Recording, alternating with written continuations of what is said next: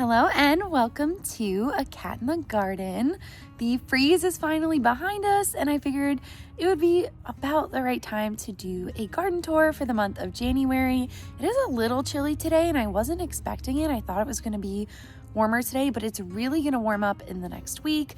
We're going to have temperatures in the 70s and I'm really excited to get things going for my spring garden. I can still do some cold weather crops, but I also might start some seeds for spring. I'm just excited all around for it.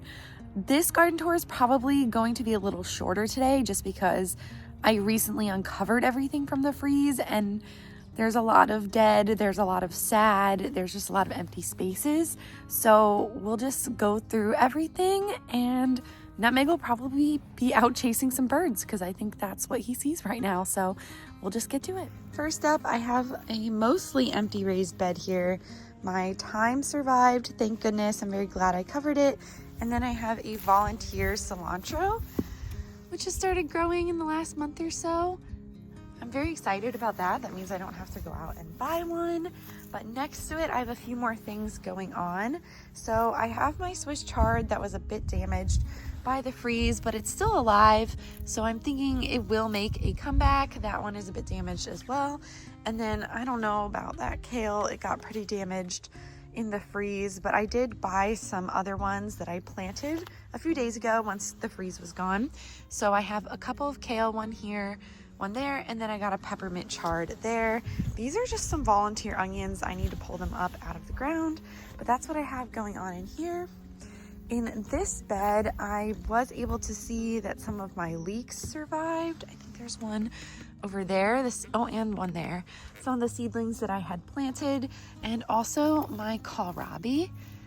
So mulching them basically with a bunch of pine needles from my Christmas tree and then covering all of that with a frost cloth really worked out because most, I think, of my kohlrabi seedlings survived. Here's a couple more. I think there's one over there that's alive as well. So I do have to plant a few more in here, but at least I got some that survived.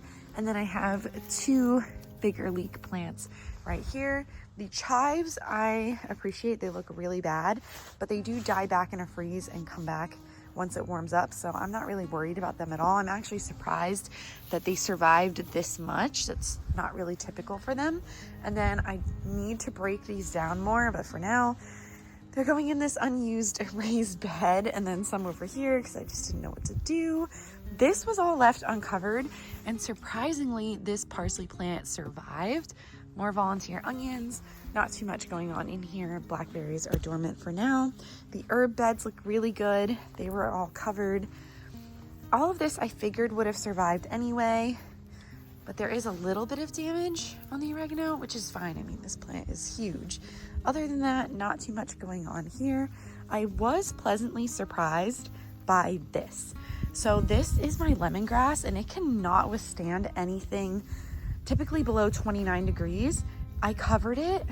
The past 2 years, I just chopped it all back, but I covered it and it survived. So I'm very, very happy about that. We shouldn't get another hard freeze. I just scared Saffron. Sorry, girly. We shouldn't get another hard freeze at all. So I think I'll just have a head start on lemongrass for the season. And then my artichokes, last year in the hard freeze, I did cover them and they still died. But this time they didn't. I don't know what I did differently. I think I put a couple extra layers of blankets, but I really didn't think it was going to make this much of a difference, but apparently it did. So artichokes look great. Maybe I will finally in year 3 actually get an artichoke, fingers crossed. And so I'm very happy about that. The asparagus all died back, which is fine. I got to chop it down a little bit. This was not really covered either. So Swiss chard did fine. This is a more established plant. And then I have my recently planted strawberries. These were actually in the garage, so that's why there's some yellowing leaves. They didn't have light, but they look pretty good here. This one I did plant out before the freeze and I left it uncovered. As you can see, completely fine, new growth. And then that one as well has the yellow leaves because it was in my garage. So I'm pretty happy with this. I'm hoping that putting strawberries here will be better than that bed, which is a bit of a mess right now. The kale Did find uncovered, little bit of damage to some places, but I'm glad I left it uncovered because it would kill off all the bugs that have been eating it, because we had that really warm fall and winter so far. I need to mulch down all of this, which is why I've thrown it in here, because I don't really have any other use for this raised bed right now. So it's just kind of been a dumping ground for dead things. This too finally pulled up all of the carrots. Not a lot of them were usable, unfortunately. They didn't look the best. So I have now realized a lot of dirt has sunk over the past 2 years. Gotta fill that back up, and I will be putting something different in here next year. I'm tired of having carrots in here. I feel like it's time to just fill this up with something different. I have a couple of cabbages over here. I did cover them for this last freeze, and while they don't look great, this one looks a little better than the other one. They are alive, starting to curl up a little bit. So we'll see what happens there. And I do have another cabbage seedling I can put out here, but they're looking okay. Not the best, but okay. So I'll take that. And then I did cover this sad little broccoli, which barely survived. I don't think I will get much of anything out of that. Ran out of room, so I have lots of broken down basil plants. Nothing in here right now. I did finally mulch up all of the sweet potato vines and a few other things, some basil plants, some vincas, and I put some mulch over the garlic. I left it uncovered and it was not affected at all. And I wanted to mention this because I've never had this happen before. This is the first year I've had a 100% success rate with my garlic. Not a single one didn't come up. So I'm really excited about that. They all look great. I'm just really happy overall with the way that they're growing. So as long as we don't get another monsoon in April like we had last year, I'm really excited about this garlic harvest. And these are slightly more behind than the other ones. This is the Asian Tempest, and that's the Alio Blanco. So they might be ready a little bit later, but they still all came up. I was a bit worried at first because these came up really quickly, and I waited a little while for these, but they're all here, all 6 of them. So, and they just look bigger too. If you just look at this plant in reference to this one, it just looks so different, and I'm really excited because I've never tried that one before. This bed too, not much going on. Luckily, the parts of this fennel that took damage are not really the parts that I'm going to eat. I feel like maybe I could still eat some of this. It took a little bit of damage, but I could also just let it keep growing out. And the volunteer fennel plants that I have now uncovered by getting rid of the basil, they look pretty good. And I think that's more important because that fennel has just been around for a while and probably wouldn't taste as good. So there's a few different volunteer fennel plants.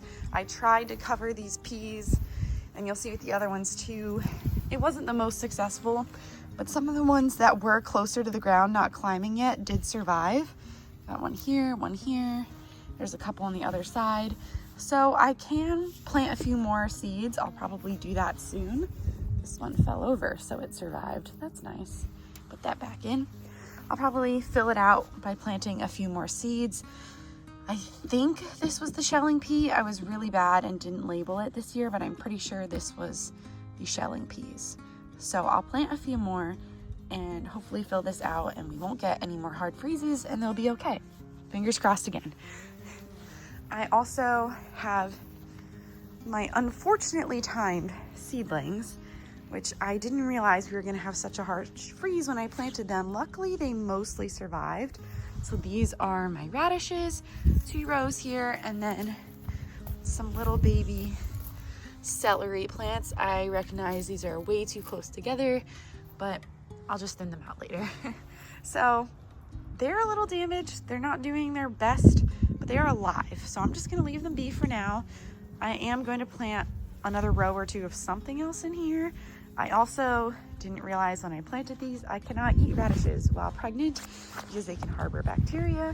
So somebody else will be enjoying these radishes, not me, but they are still a lot of fun to grow, so I'll keep growing them. I do have my wonderful rosemary. I left this whole bed uncovered. It just survives anything. This is such a wonderful plant. It's annoying my husband though because it's so big. And I'm like, well, we keep giving it away, but then it keeps growing back. So there's that. And then I have my extra garlic that wouldn't fit in the other bed. It's doing well. And then the other day when I planted the kale and chard, I planted these bok choy seedlings. Hopefully they will do well. They look like they're not going into any shock or anything. I have grown this variety in the past and it did well, so I am looking forward to a harvest from that. Hey, sweetie. Hello. How are you? You done trying to go after the birds? Yeah? I saw you going after the doves. That wasn't very fun, was it? Maybe fun for you. Yeah. Where are we going? All right. Oh, there's your brother. He's just observing. He doesn't run around as much as his sister. But we've got 2 more raised beds to get to. This one is not doing its best. The parsnips took a lot of damage above the surface, but I'm hoping that underneath they'll still be okay. And then I did get some damage on the beets here, but I think the new growth looks really good. These I left in the ground. They've been in the ground for 15 months now. This is not edible at this point, but my husband doesn't like beets. He likes the greens. So my plan was to just keep growing these 2 for the greens. I do have one here that is a pretty good size for harvesting if I wanted to do that. Otherwise, I do need to plant some more beets. That might be something that goes in over there, but these are growing really nicely for the leaves. So I am looking forward to in a couple weeks, once it warms up a little bit more and more new growth comes to eating these. I prefer to just sort of saute them like you would spinach. I think they taste great. The little pink stems here add a nice touch of color to a dish, so I really enjoy that. And then finally, circling back around, these are the other peas that I was talking about. I tried, I put 3 different frost cloths over them, and I don't know. I don't think they're gonna make it. They don't look very good. This one completely fell over. So I think they're toast. It's unfortunate because they were just starting to produce, but like the other peas, I can just plant new ones and they'll be ready probably in a month or 2. All the other plants in here did just fine. Lots of collards. I did cover them. Yeah, I did cover them. Collards are doing great. That's why this one's a little squished. This is probably the best looking one of the bunch because it's not next to a collard. Kohlrabi, this is old kohlrabi. I just need to pull it out and see what I can eat. If you leave it growing for a year, this is what happens. But I'm just kind of letting it go to see what happens with it. And it's been doing lots of weird things. But then I also have some that didn't take off last year but are starting to look like normal kohlrabi this year. So this one will actually be a really nice one to eat in just a few weeks. It's starting to bulb up there. And then the summer savory is tame for now. I've had to cut it back quite a bit over the years, but I've got it at a decent size for now. I just know as soon as it warms up, I'm gonna have to start cutting it back again. Over here, I don't have too much. I brought the overwintering peppers outside, but I did want to point out something fun on my blueberry, and that is that it's flowering. So this is really cool. I have not yet gotten blueberries. I bought this plant on clearance last year because half of it was dead. They had 2 plants in a pot, the other plant was dead. So I just took this one for half price, and this is going to be flowers as well. I think there'll be flowers there and here. So hopefully, I need to give it some fertilizer now that it's probably going to be more like spring here in Texas. It's got new growth shoots everywhere. I know it looks a little scraggly on the surface, but I think it's doing fairly well. And then I have just a couple of seedlings. I bought another thyme because I lost one this year, and I bought a couple of dill. So they need to go out, and then I have more leeks back there that'll go out soon. I just need to figure out exactly where I want the rows to be. And I still haven't decided where I want to put the dill, but that's pretty much everything I have in here now. I am going to start some more seedlings soon. I just prefer starting them outside usually. I'm going to try doing some inside, but now that the weather's nicer, I feel more confident about starting more seeds outside.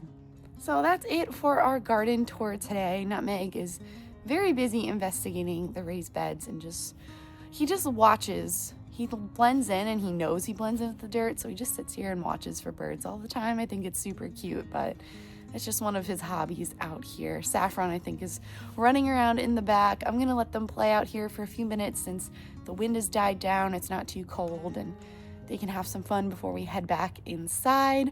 But if you like this video, make sure to give us a thumbs up down below and subscribe so you don't miss anything from us here on the channel. We're going to be prepping for our spring garden soon, and I'm very much looking forward to that. But thanks again, and we will catch you in the next one.